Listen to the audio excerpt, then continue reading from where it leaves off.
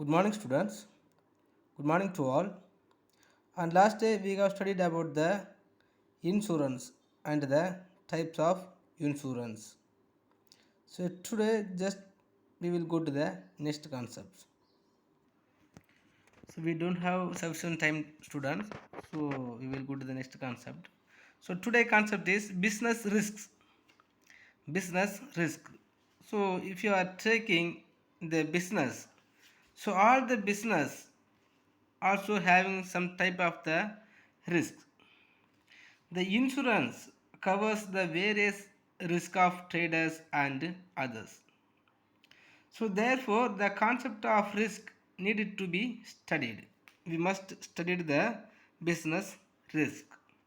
So the term business risk refer to be the possibility of inadequate profits or even losses due to uncertainties or unexpected events. So some of the inadequate profit are the losses due to the uncertainties or unexpected events. Some of the unexpected events, our business organizations always will be the subjected to the risks. So this risk only is considered as are called as business risks. So risk is different from the uncertainties. Risk is different from uncertainties. So uncertainty is not a risk. It is one of the future possibilities or probabilities. Next we will study about the nature of business risk. So what are the natures are there in these business risks? The business risks arise due to uncertainties. First, the business risk always arises due to the uncertainties. The uncertainty refers to the lack of knowledge about the what is going to happen in the futures. So most of the entrepreneur will not have the sufficient level of the knowledge about the future predictions. So when we are taking some of the effort or before we are implementing some of the new ideas and innovations, the entrepreneur must be knows about their business organizations, and when they are implementing the new innovations, he must knows about their future problem because of that. But most of the entrepreneur or the organizations will not having the sufficient level of the knowledge. So the natural calamities, change in demand and prices, change in government policies, improvement in technology are some of the example of uncertainties. Already we have studied in this economics also. So what are the future problem means? Some of the natural calamities, changes in demand and prices, and changes in government policies and improvement in technologies also one of the example for the uncertainties. This type of the possibilities will come in any of the time without any predictions. But even though this type of the problem is arranged, the business organizations or the business will stuck in the risk. So which create risk for business because of the outcome of these future events. It is not known as advance. Next, risk is an essential part of every business. Risk is an essential part of every business. So all the business organizations also will have one of the or type of the risk. So without having the risk, we will never say the business organizations are there. So every business has some risk. No business can avoid risk, although the amount of risk may vary from business to business.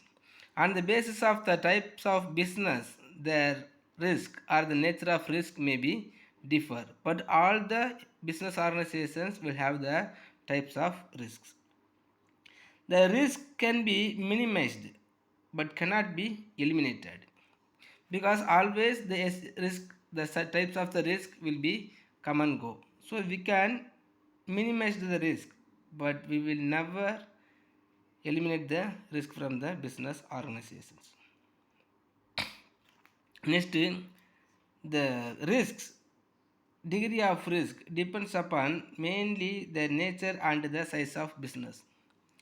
The risk always depend upon the nature and the size of business organizations. The nature of business organizations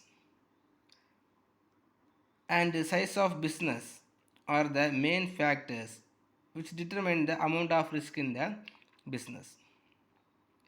For example, a business dealing in fashionable items has a high degree of risk. Similarly, a large scale business generally has a higher risk than what a small scale business. So normally the entrepreneurs who is conducting the small scale and the cottage industries, it has the small scale risk only when we are comparing to the large scale industries.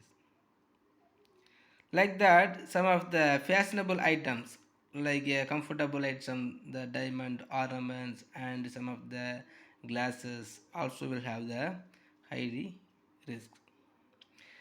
Next, profit is the reward for risk taking. So already we have studied in our economics also. So the profit is one of the reward for risk taking.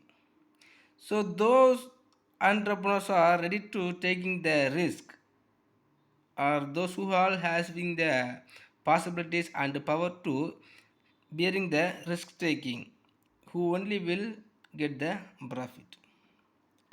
No risk, no gain is an age old principle which applies to all types of business.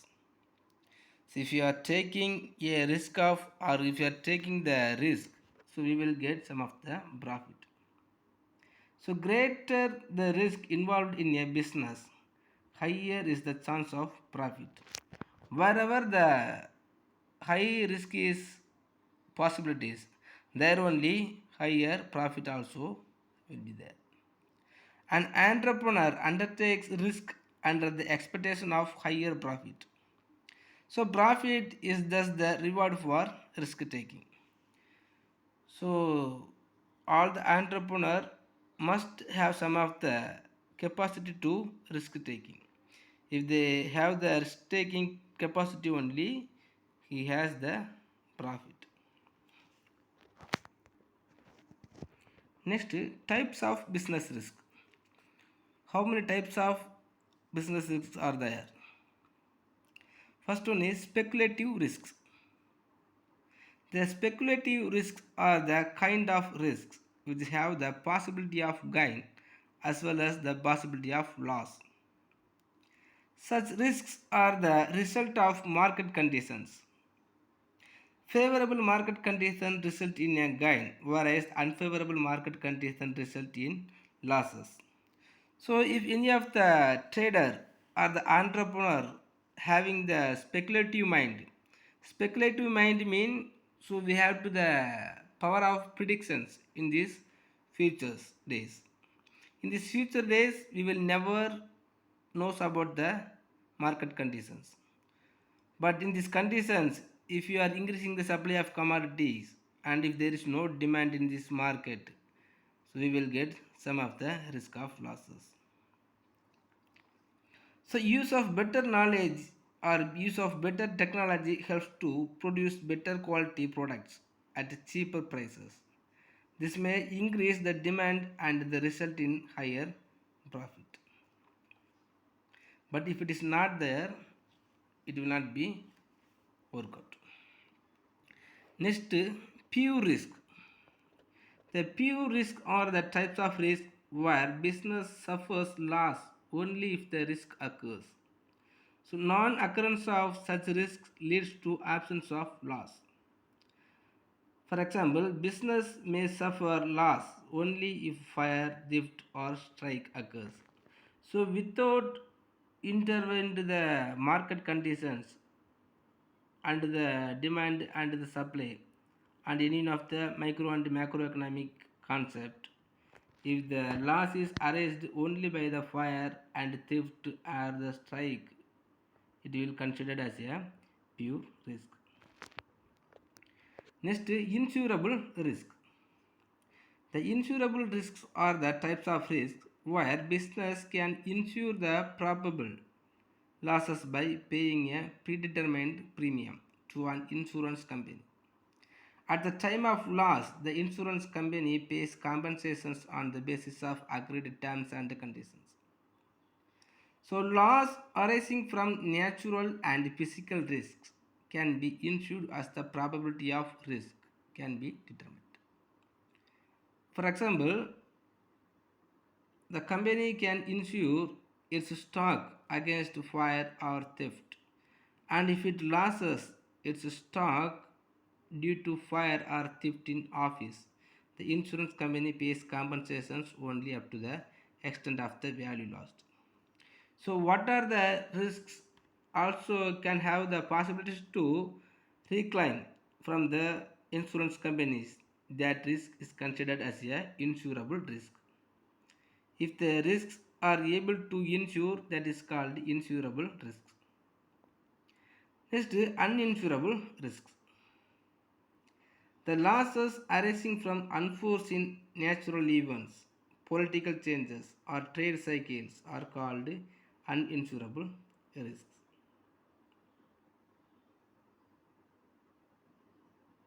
So, loss due to earthquake or flood or cyclone cannot be estimated and their probability cannot be calculated. The government directly takes care of the affected persons. So losses to business due to policy decision of ruling political parties in a country or due to economic depression cannot be insured. These uninsurable risk events are called uncertainties. The concept of risk is different from uncertainty. During uncertain events, decision cannot be taken. So some of the risks are not reclaimed by the insure company, or what are the risks are unable to insure, that is called uninsurable risks. For example, government rules and the basis of trade cycles, and some of the cyclone and earthquake also will be one of the reason of bringing the risks. These risks are unable to making or taking the insurance. So this type of the risk considered as uninsurable risk. So four types of the risks are there: speculative risks, pure risks, and insurable risks and uninsurable risks. Next, causes of business risks. In what causes, in what reasons the risk will be arises? For four reasons, by four reasons the risk will be arise. First one is natural causes. So human beings have little control over natural calamities like flood, earthquake, lightning, heavy rains, famine, etc. This result in heavy loss of life, property and income in business. So the natural calamities also one of the most important causes. But even though if you are taking more efforts, you will never overcome the natural disaster. So by the way of the natural disaster, if the business organizations getting any of the loss, it is called natural causes. Some of the lightning and the heavy rains and the flood, earthquake also will be damaged fully our business organizations. So when we are getting lost, we will never reclaim from any of the insurance company. Next, human causes. The human causes include such unexpected events like dishonesty, carelessness, or negligence of employees, stoppage of work due to power failure, strikes, riots, management inefficiency, etc. So, by the way of the human behavior, some of the risks will be arised in this business organization. Suppose any of the managerial persons or any of the high authority persons in this business organizations, or even the small employees also being is a dishonesty, the loss will be arised. Or some of the carelessness and the negligence also will be bringing the loss in these business organizations. Otherwise, if the business organizations does not carrying their workers. The workers we will never get the interest and get the desire to improving the business organizations. So because of that also some of the losses will come. Next, economic causes. So this includes uncertainties relating to demand for goods, competitions, price, collection of dues from customers, change of technology or method of production, etc. So some of the economic reasons. So economic reasons means we know, so on the basis of the demand and supply only the profit will be increased. So if the demand is and the supply is not equalized, some of the risks will be coming. Next, the price is very low or if the commodity is not getting the reasonable price, the loss will arise. Some of the changes of technologies. So day by day the technologies are improving. So by the way of improving the changes in technology, so the producers will get the loss. So financial problems like rise in interest rate for borrowing, levy of higher tax, etc. also come under this type of the causes. Sometimes the government also bringing the new types of the fiscal policies. Because of that, the taxes also has been increased. Suppose suddenly if the governments are increasing the high tax, so the tax also has to be paid by the entrepreneurs. So because of that also some of the risk will be arised. Next, some of the other causes also is there. What are the other causes means? So other causes are unforeseen events like political disturbances, mechanical failures such as the bursting of boiler, fluctuations in exchange rates, etc. One of the reasons. So whenever we are doing some of the work, some of the accident may arise by some of the reasons which was not reasonable.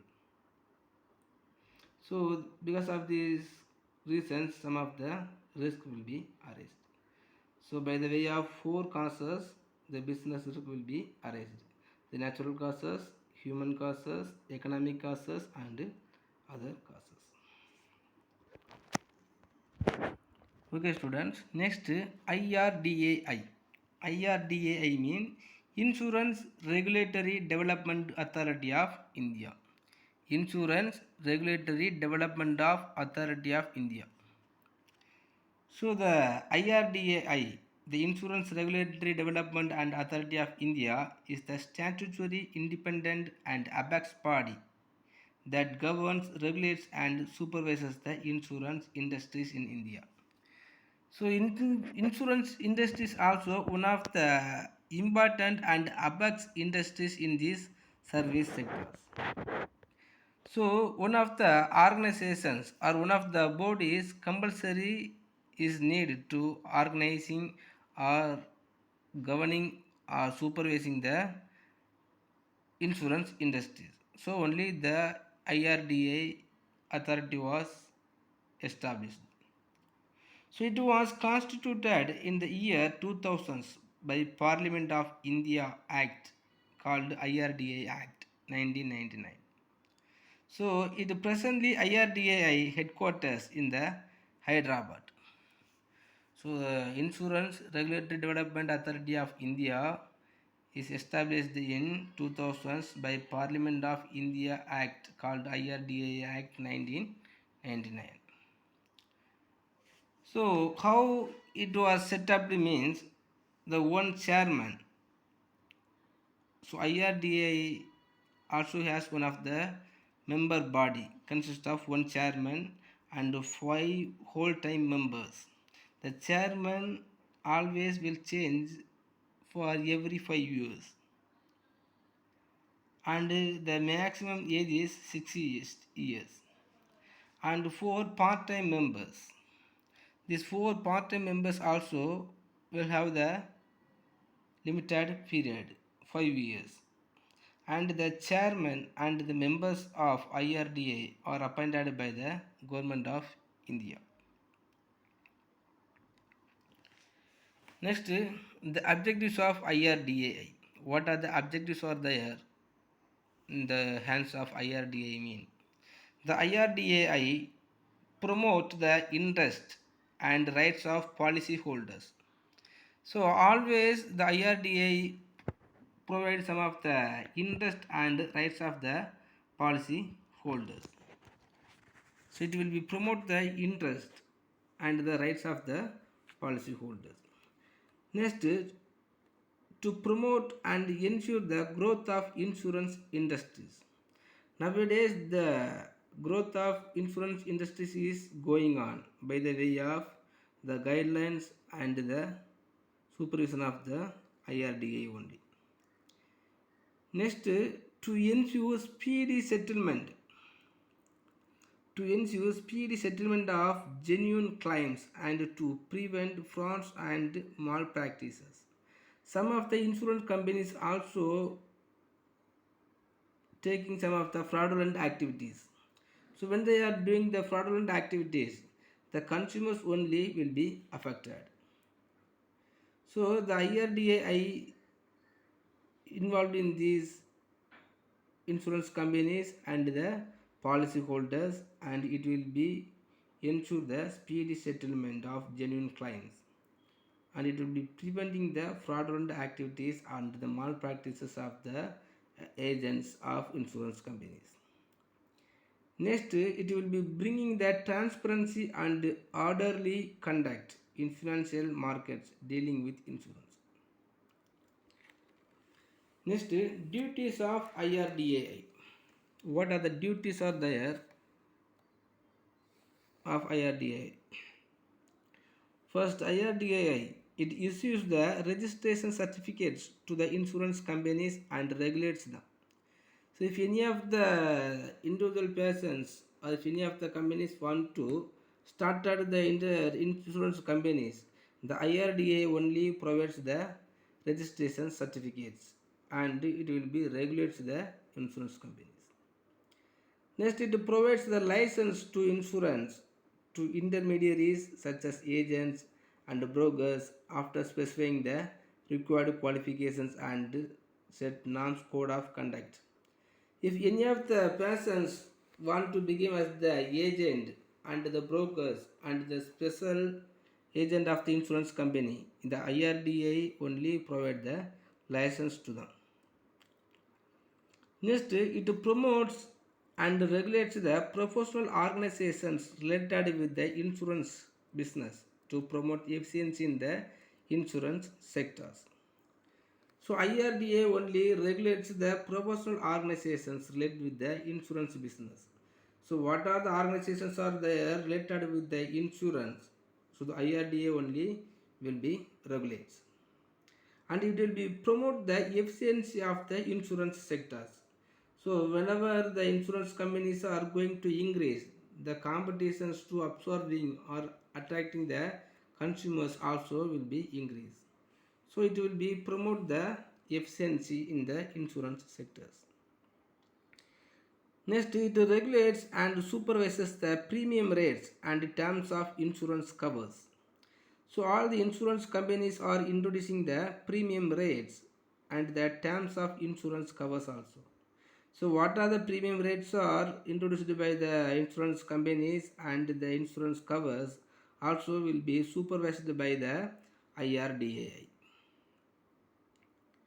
And it specifies the conditions and manners according to which the insurance companies and other intermediaries have to make their financial reports. So all the financial years, the insurance companies must be submitted their auditing in the IRDAI. Next, it regulates the investment of policyholders' funds by insurance companies. The insurance companies always make some of the investment on the policyholders. So when they are taking the investment on the policyholders, so the IRDA only regulates the investment on the policyholders fund. Next, it also ensures the maintenance of solvency margin by insurance companies. Some of the margin amount will be settled are set by the IRDA only. Okay, students, it's enough. I think if you have any doubt, please ask me. And just to state the causes of business risk and the types of business risk as your study portions. Thank you.